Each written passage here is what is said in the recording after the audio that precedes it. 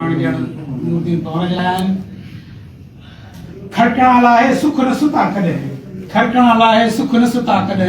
ओसड़ियो आहे खावड़न के पंध जो बेटा जे नसटन सा नूरदीन पवन के गुजारिश आहे त वो अचन ऐं हिन तकलीफ़ जे हवाले सां ऐं पंहिंजे सवालनि जे हवाले सां असां तव्हां सां मुखातिब थियनि। नूरदीन पवन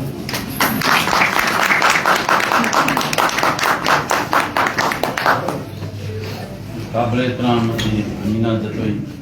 साईं एजाज़ हुसैन मैसर ऐं असांजे नज़र में जेके हेठि आहिनि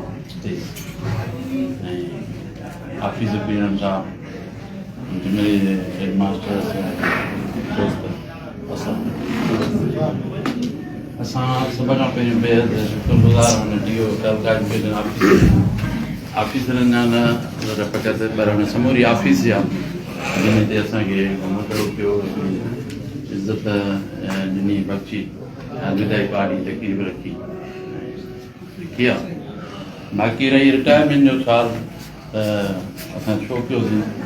अॻे में 8 साल अॻे में अहिड़े नमूने 15 जनवरी LPR जमा कराई तंहिं महिल तबियत एतिरी न ई ख़राबु हाणे डॉक्टरनि में मशवरो ॾिनो मेडिकल ग्राउंड ते उन खां पोइ वियासीं छाकाणि त कुझु अहिड़ा मसइला हुया इन करे माना प्रॉब्लम पियो थिए उन बुनियाद ते 4 साल 7 महीना अॻु में रिटायर करे वठे पर नौकिरी असांखे वरी 18 साल 7 महीननि ते प्राइमरी टीचर थियो ऐं साईं अयाज़ साहिब नौकिरीअ दौरान इलाही साल थियनि था। अयाज़ साहिब बाक़ी हिन में कोई शक कोन्हे तव्हांजो नंढपण में तर्क रहियो ॻोठणो रहियो असांजे वालिद साहिब लाइ सभिनी ॻाल्हायो पर प्री इहो बि ज़रूरी ॻाल्हायूं छो त अधिवेशन हुनजे साम्हूं ॻाल्हाइणु खपनि ॿुधाइणु खपे त सभाना ज़िक्र करे वई आहे असांजे वालिद साहिब जेको फीमेल एजुकेशन खे इनकरेज कयो मुंहिंजूं 3 भेनरूं 3 टीचर सेक्रेटरी असां 5 भाइर हुआसीं 5 ॿ डॉक्टर 3 उस्ताद सॼो फैमिली पसमंज़र एजुकेशन सां हो उनजो असरात आदमी तौरु असां ते पवंदा ज़िंदगीअ ते ऐं हलणु चलणु ऐं माण्हुनि सां बरतर व्यवहार रखणु इलाइक़े जी ख़ुशहालीअ लाइ सोचणु समूरनि मसइलनि ते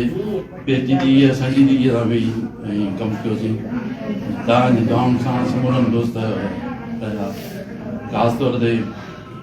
साईं मखनून शाह साईं कयूं त तमामु वेझो रहिया